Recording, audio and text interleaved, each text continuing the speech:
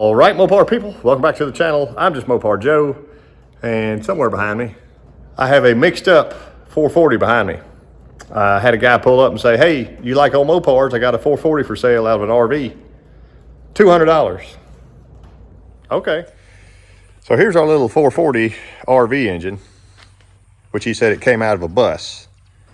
A bus that hauled people. So not a school bus, but a bus, whatever you want to call it. Anyway, it's got a lot of anomalies going on here. The man dropped it off with his backhoe a minute ago, so that was helpful. $200 to my door, engine and transmission. It's been sitting on its side for a few years.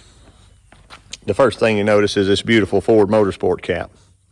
But it gets weird. So, thermoquad, electronic ignition, electronic distributor, you see here. And we go around the balancer. Weird, it has a giant nut on it to go along with the bolt. Like maybe they had a bolt that was 3 inches too long or something. I don't know. Hemi bolt. They used a Hemi bolt. But we like that balancer because it says steel crank. You see a 413 has a big balancer. That may be the bolt they had. Let me say forged steel crank. But we come around here, and there's where it gets weird. This is a 66 model block, and Rick noticed earlier, he's playing with his 383 over there. None of this lines up, so the date code is correct in our casting number. Let me get to him.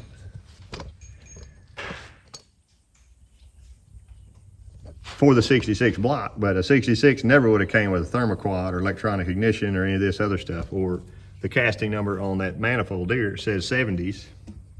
So what we're guessing is, see our little freeze plug here, rebuild. I'm assuming this has been rebuilt, or that block was given as a core at some point in the 70s and put into this bus. And then this guy bought it and was going to put it in a hot rod or do something with it, and then the project fell through. So there it sat, but supposedly it started and ran when it was pulled out and ran great. But how long ago was that? I don't know. I'd like to dig in just a little bit today and see what's under the valve covers, maybe what's under the oil pan. I did try to turn the crankshaft. Right now it will not turn. Rick tried to bet me money that it wouldn't. He's got to be more optimistic for that. That spins. I don't know if it's in gear or not or any of that. Maybe we can unhook torque converter and be sure no, that's loading the engine or locking the engine or something. But she's a little cream puff right now. Here's a close-up of that balancer again. So I was going to pull the transmission off, and I got the dust shield off, and immediately, why does it have weights on the converter? That's not right. Unless it was somehow weirdly externally balanced with that converter, or it just had the wrong converter in it forever. Because if it was a 66 block and a forged crank, it would be internally balanced, like every other school bus, RV, whatever you want to call, that I've ever seen. But there's the weights on the converter right now, so I'm going to try to separate them to move the thing around. So I pull that dipstick. Oh. I thought you were going to film it. I am filming it. Oh, okay. Nice. Like that beautiful Mopar O-ring there. Yeah.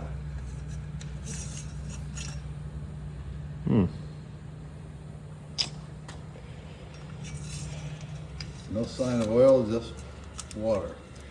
It's coming now. Let me stick that back in. We got the water out first, at least. I don't want to get all that The funky. water is supposed to be heavier. It's supposed to have sunk to the bottom.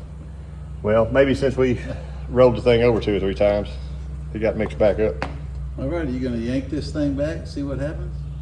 Yeah, I think so.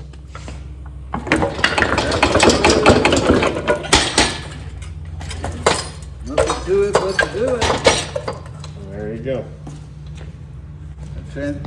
Did I see that converter? Or What? was my imagination? You think it was loose?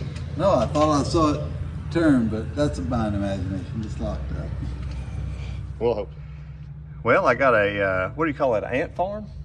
Looks like it, yeah. That was included free with the engine. That was really nice. Ant colony, ant farm, whatever that is. Yep. I think that's the little terrible fire ants too. Oh, there's some more. Wow. Time out. I got all the bolts out of valve cover. It's either full of ants or it's perfectly beautiful inside. This was the ant side, if y'all remember. I might have to get a hammer to knock it off. Stomp it.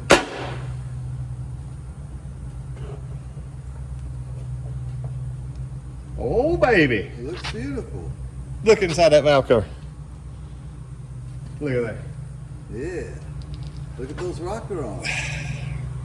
This had to have been rebuilt. We know it was probably rebuilt. Freeze plugs, it's painted black. The flex plate's even painted black. And the dude, it must have got rolled over and left outside. I didn't drain any water out of it. We don't know if there's anything in it. No. But that looks hopeful there, Rick. Looks beautiful. These big kinky, I don't know why you'd stack a giant. Their bolts were too long, but they would have. No, they're sticking out the bottom too. Let's try the other side. Here we go.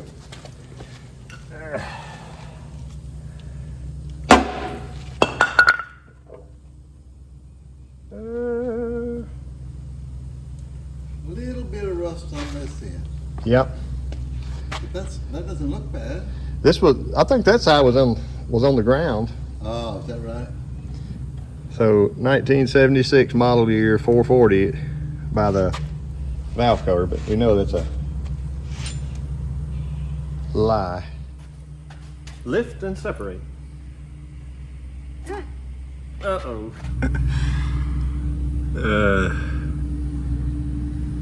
So you're saying it might be down in the cylinders, huh? And my $200 440 may never run or turn over. It's what's on the inside that counts. Let's pop that pan off. Okay.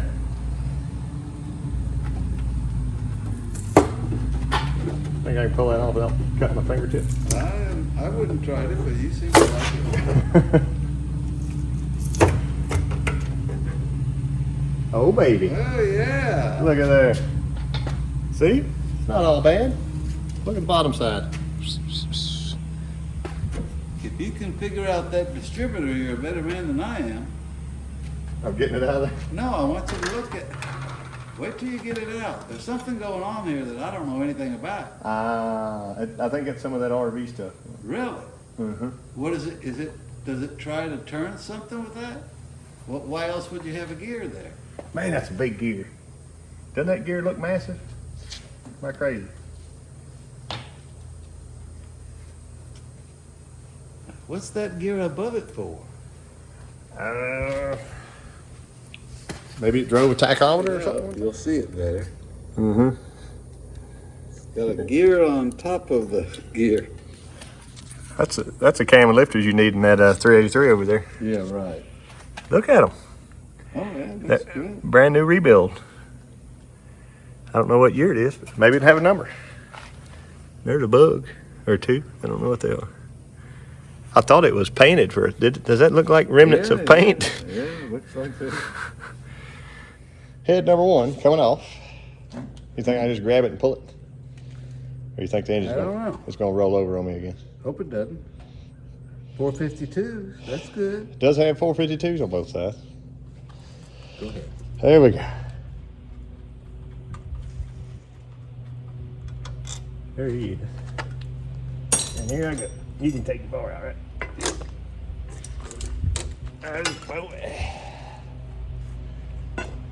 Uh-oh. 60.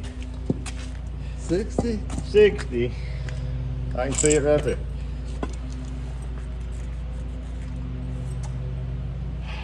Hope that doesn't say 60. Well, here it is. We got the heads off. The bores look pretty rough. But it was a $200 440. Sadly, it has been already rebuilt 60 over. It even looks like the decks have been cut. See how nice that looks? It would have been a good block to make something out of. And I just speculate here, maybe somebody had built them a little hot rod, some kind of hot rod school bus engine. I don't know.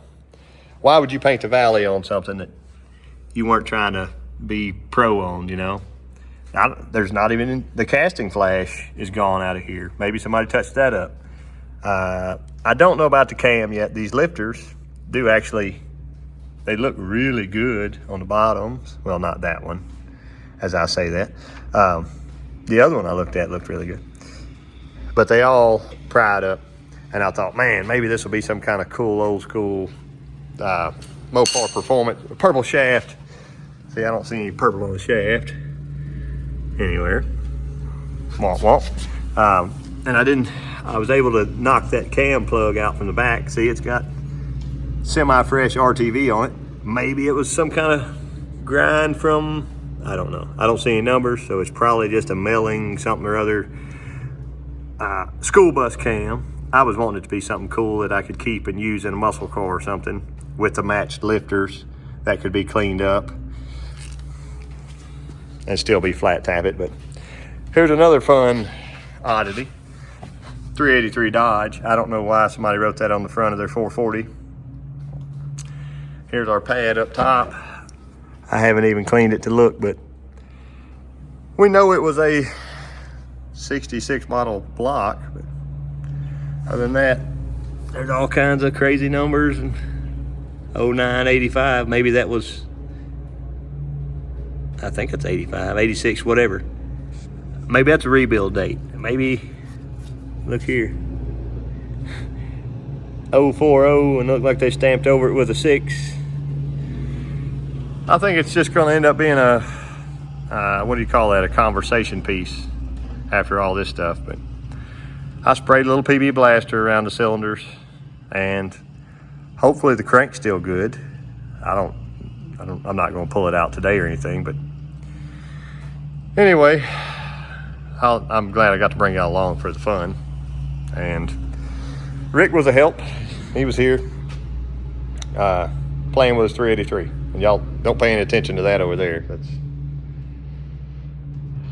That's just being stored here right now, right? I appreciate y'all watching, and we'll build something next time. How about that?